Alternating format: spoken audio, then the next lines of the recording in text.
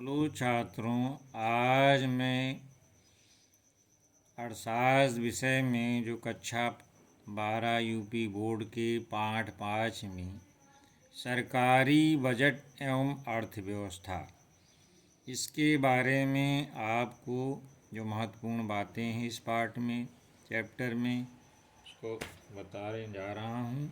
ये सारे प्रश्न परीक्षा की दृष्टि से काफ़ी महत्वपूर्ण हैं। अगर इसको पूरा आप देखते हैं वीडियो को तो इससे आप काफ़ी लाभान्वित हो सकते हैं। आइए दोस्तों समझते हैं छात्रों। पहली बात तो ऑब्जेक्टिव टाइप में प्रश्न देखें। अतिलघु में भी आता है कि मंदी के समय आप सुने होंगे अर्थव्यवस्था में मंदी या बूम की स्थिति रहती है तो मंदी के समय कैसा बजट सरकार को बनाना चाहिए, यानी कैसा बजट उपयुक्त रहता है। तो छात्रों आप क्या उत्तर लिखेंगे? घाटे का बजट। घाटे का बजट। अब घाटे का बजट क्या है आगे इसको बताता हूँ छात्रों। दूसरा ये है कि उपभोक्ता की बजट रेखा अपने स्थान से खिसक जाती है। कब खिसक जाती है? जब उसकी इनकम में आय में परिवर्तन हो जाता है तो निश्चित रूप से बजट रेखा वो उसी आय से ज़्यादा वस्तुएं खरीद सकता है। तो उसकी आय में जब परिवर्तन होता है तो उपभोक्ता की बजट रेखा अपने स्थान से खिसक जाती है। अब भारत सरकार का जो बजट जारी करती है, पेश किया जाता है सदन में, तो उसकी अवधि कितनी होती है? टाइम पीरियड कितने समय के लिए होता है? 1 अप्रैल से 31 मार्च तक। क्या लिखेंगे छात्रों? 1 अप्रैल से 31 मार्च तक। अब कभी कभी ऑब्जेक्टिव में आता है कि बजटीय घाटा क्या है। तो बजटीय घाटा तभी होता है, घाटा कब होगा?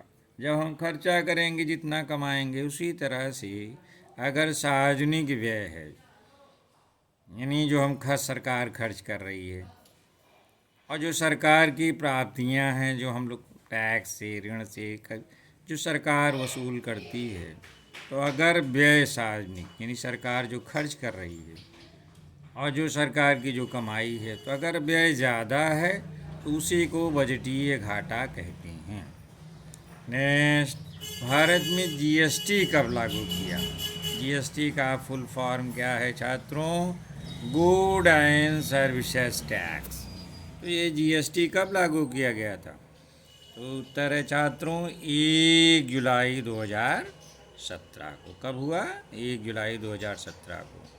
नेक्स्ट, राजस्व प्राप्तियों की अपेक्षा अगर राजस्व खर्च ज़्यादा है तो उसको क्या कहते हैं छात्रों?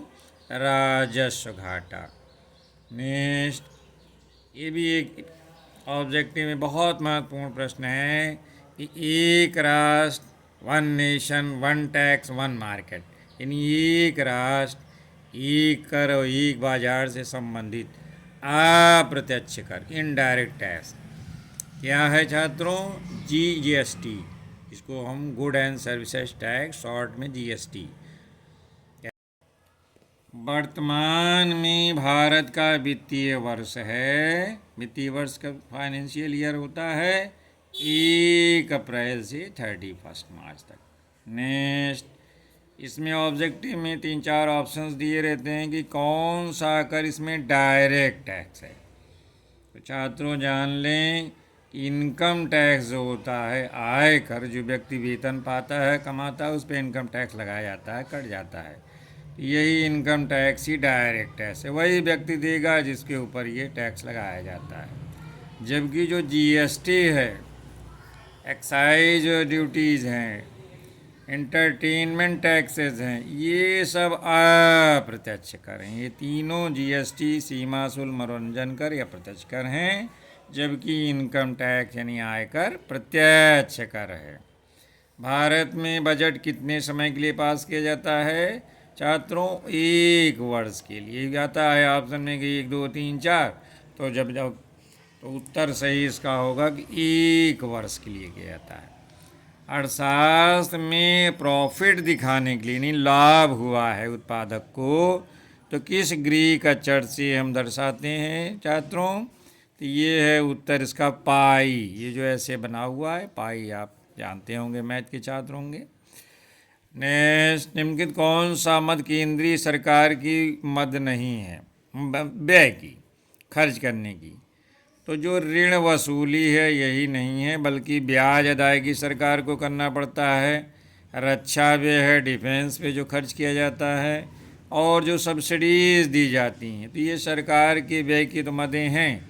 लेकिन ऋण वसूली, ये निगेटिव में है, तो ऋण वसूली ये केंद्रीय सरकार की व्यय की मद नहीं है। नेक्स्ट, आधुनिक राजस्व प्राप्त होता है, सर्वाधिक राजस्व, मैक्सिमम रेवेन्यू किससे सरकार को प्राप्त होता है? वो एक्साइज ड्यूटी से, इंग्लिश में कहते हैं, हिंदी में कहेंगे उत्पाद शुल्क से। नेक्स्ट, अब जो ये ऑब्जेक्टिव टाइप के प्रश्न थे जिनका आपको एक शब्द या दो शब्द में उत्तर होता है छात्रों। अब नेक्स्ट देखते हैं अति लघु में, जिसमें एक दो लाइन में लिखते हैं उत्तर। तो निजी वस्तु से क्या आशय है? कहते नहीं है ये हमारी निजी चीज़ है। तो निजी वस्तु यानी प्राइवेट गुड इंग्लिश में कहेंगे, वह है जिसे उपभोक्ता बाजार कीमत पर चाहे जितनी मात्रा में उपभोग कर सकता है। निजी वस्तुएं हैं, बाजार में उपलब्ध हैं, आप जाइए खरीदिए, आपका कोई लिमिट नहीं है कि आप कितना खरीदेंगे। नेक्स्ट, सार्वजनिक वस्तु किसे कहते हैं? दूसरा प्रश्न क्या इम्पोर्टेंट है, जैसे वो निजी वस्तु, ये सार्वजनिक वस्तु, तो इसको इंग्लिश में कहेंगे पब्लिक गुड। तो सार्वजनिक वस्तु वह है जिसका लाभ ऐसे कंज्यूमर यानी उपभोक्ताओं को भी मिल जाता है जो इसके लिए स्वेच्छा से भुगतान नहीं करते। तो यानी किसी को इसके लाभ से वंचित नहीं किया जाता पब्लिक गुड्स में। अब छात्रों आता है कि दो बातें अर्थशास्त्र में बजट में कि प्रत्यक्ष कर और अप्रत्यक्ष कर लगाया जाता है, तो दोनों की कम कम जानकारियाँ होनी चाहिए। बहुत इंपॉर्टेंट क्वेश्चन है कि डायरेक्ट टैक्स किसे कहते हैं, दो उदाहरण दीजिए। तो देखिए छात्रों, जान लीजिए डायरेक्ट टैक्स क्या होता है। प्रत्यक्ष कर, जिस कर के भुगतान में टैक्स भार, जैसे मैं अब आप कोई वेतनभोगी है, अब उसके ऊपर डायरेक्ट टैक्स लगाया गया है आयकर, तो कर भार उसी के ऊपर पड़ेगा जिसको देना है। यानी एक ही व्यक्ति के ऊपर कर भार पड़ता है, और कर की जो लाइबिलिटी है देने की, दोनों एक ही व्यक्ति पर पड़ेगा। जिसके जो भी आयकर लगाया गया प्रत्यक्ष कर है, तो वही भुगतान करेगा जिसको जो वेतन कमाता है, और वही उसी को देना भी, उसी के ऊपर भार पड़ा और वही उसको वहन करेगा, देगा। जैसे आयकर है, अब आपकी प्रॉपर्टी ज़्यादा है तो वेल्थ टैक्स भी देंगे। नेक्स्ट, परोक्ष कर, इसको अप्रत्यक्ष भी कहते हैं या परोक्ष कर, दोनों बातें एक हैं। इसको इंग्लिश में क्या कहेंगे? Indirect tax. एक डायरेक्ट टैक्स होता है, एक इनडायरेक्ट होता है। तो नेक्स्ट इसका उत्तर क्या होगा? जब कर में की भुगतान में कर भार और कर liability, tax liability tax burden दोनों अलग अलग व्यक्तियों पर पड़ता है, तो उसे हम अप्रत्यक्ष या परोक्ष कर कहते हैं। जैसे जीएसटी है, अब जीएसटी लगाया जाता है, तो जिसके ऊपर लगाया जाता है वो हम लोगों के जनता पे, नेक्स्ट कंज्यूमर पे ट्रांसफ़र कर देता है, इसी को अप्रत्यक्ष कर कहते हैं। अब नेक्स्ट छात्रों आता है बजटीय घाटा क्या होता है?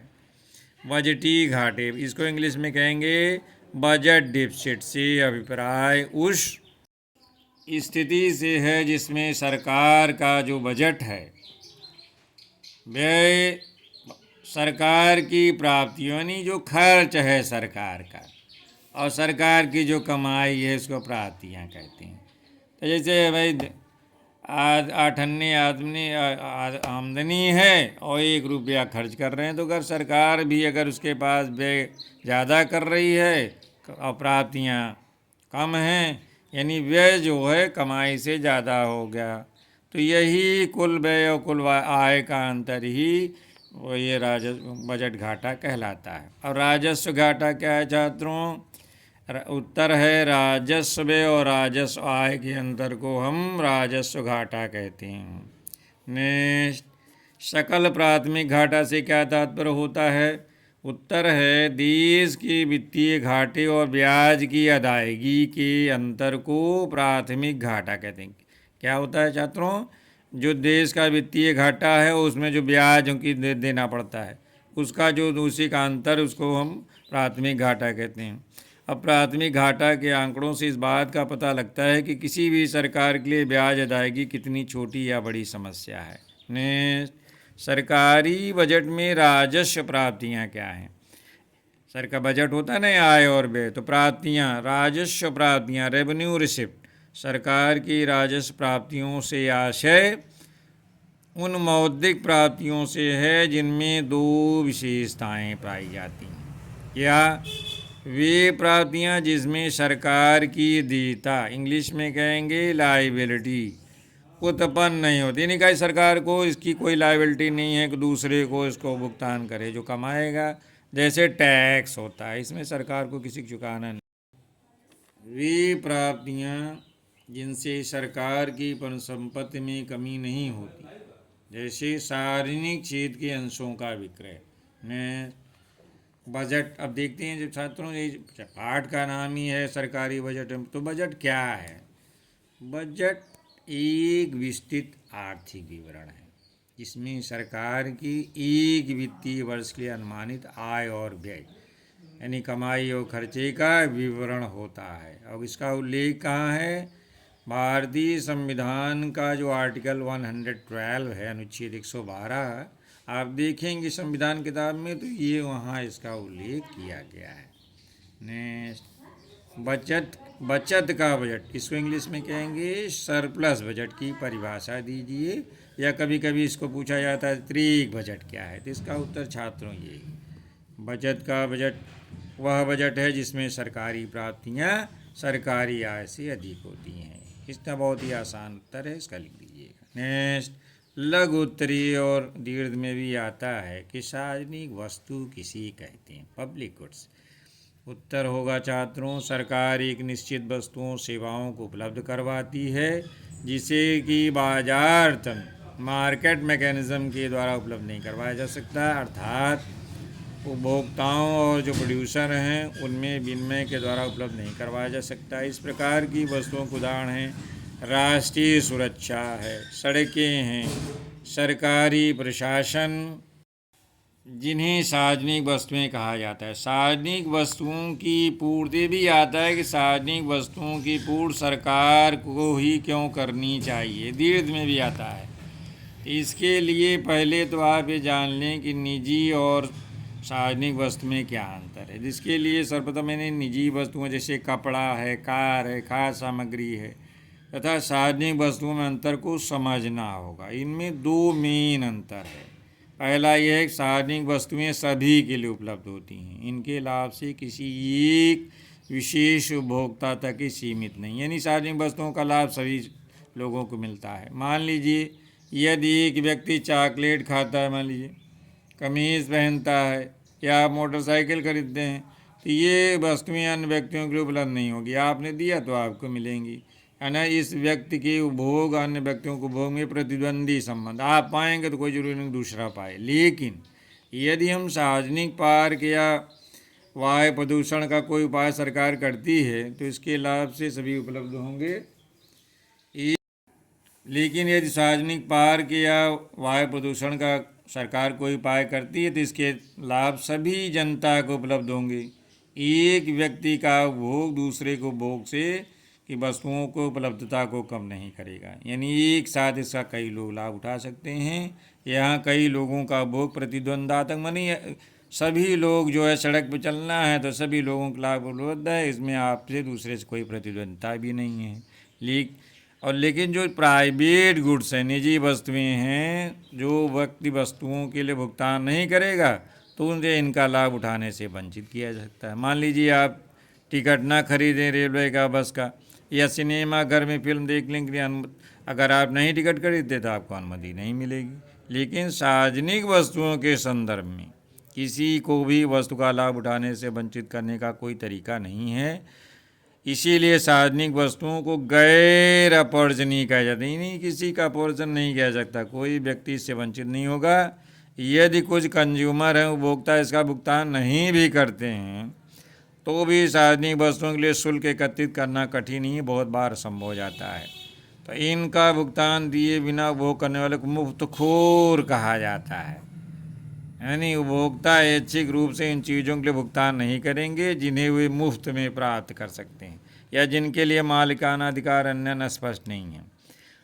उत्पादक उपभोक्ता के बीच भुगतान प्रक्रिया के द्वारा स्थापित होने वाली कड़ी टूट जाती में इस प्रकार की वस्तुओं को उपलब्ध करवाने के लिए सरकार का आगे आना आवश्यक है। इससे स्पष्ट है कि सार्वजनिक वस्तुएं सरकार के द्वारा ही प्रदान की जानी चाहिए।